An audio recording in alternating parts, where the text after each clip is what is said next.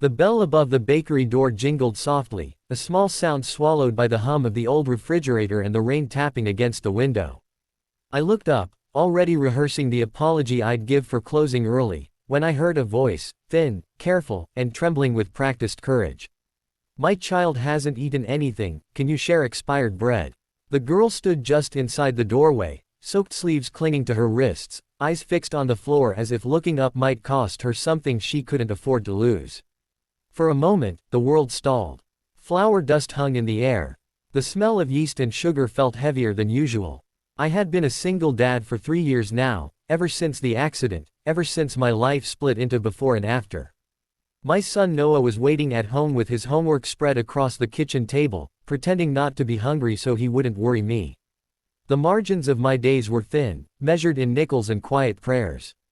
And here was this girl, barely more than a child herself, asking for what most people wouldn't feed a dog. She couldn't have been older than 16. Her hair was pulled back with a rubber band that had lost its stretch, and her shoes squeaked with every step. When she finally lifted her head, her eyes were steady, not pleading, just tired. "I can come back later if you want," she said quickly. "Or clean. I'm good at cleaning." I swallowed. The question I wanted to ask, why, felt cruel. Hunger has its own language, and it doesn't owe anyone an explanation. "You're not in trouble," I said. My voice sounded strange to me, like it belonged to someone braver. "What's your name?" "Maya," she replied. "My brother's name is Eli. He's 6. 6. Noah was 7. I thought of the way Noah lined up his toy cars by color, the way he saved the red one for last because red felt special. I imagined a 6-year-old waiting somewhere, counting minutes instead of cars. I turned off the closed sign and motioned her toward the counter.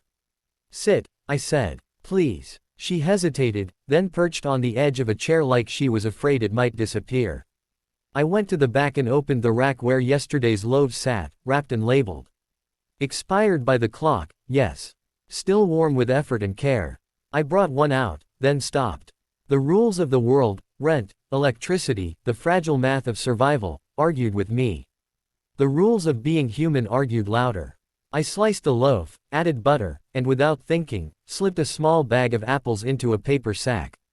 When I set it down in front of her, Maya stared like it was a miracle she wasn't sure she deserved. "This is too much," she said. "We only asked for." "I know," I said gently. "Eat here. Take the rest to your brother." Her hands shook as she broke the bread. She ate slowly, like someone who learned to make food last. After a few bites, she stopped. "Can I save some?" she asked. Of course. She wrapped it carefully, every motion deliberate. When she stood to leave, she thanked me twice, then a third time, and each thank you was quieter than the last. At the door, she turned back. "If you have more expired bread tomorrow," she said, "we'll come back." After she left, the bakery felt hollow.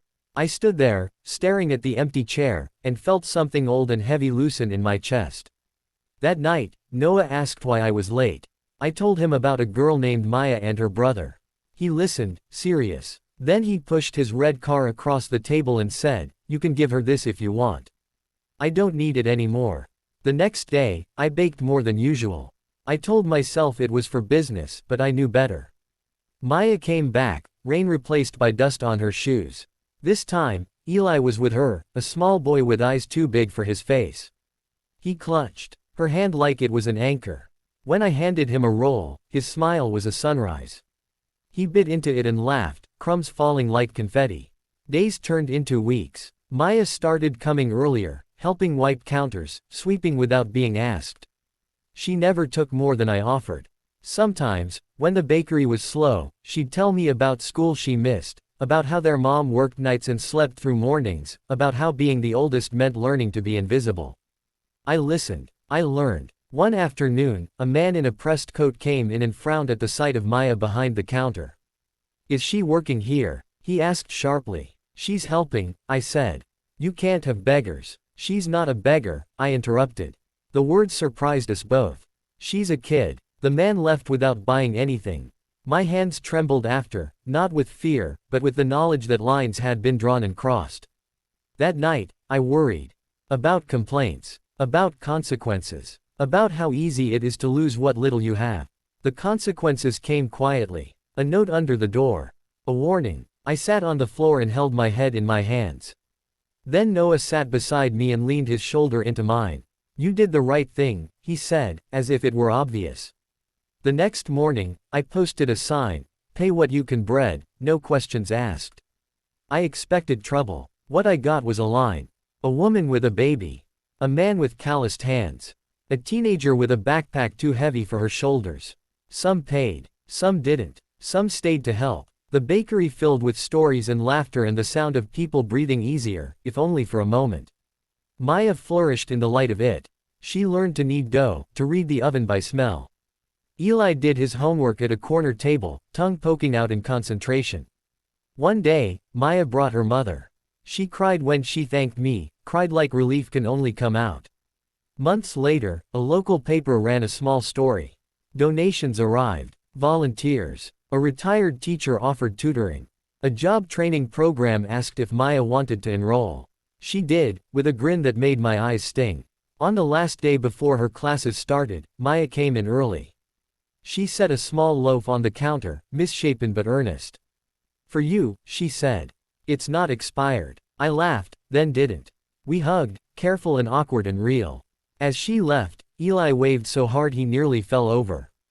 The bell jingled, and the door closed on a future that felt, finally, a little wider.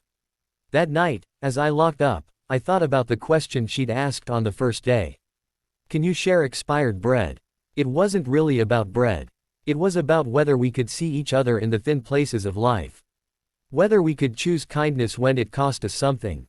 I turned off the lights and went home to my son, carrying with me the quiet truth that sometimes, the smallest yes can become a table big enough for everyone.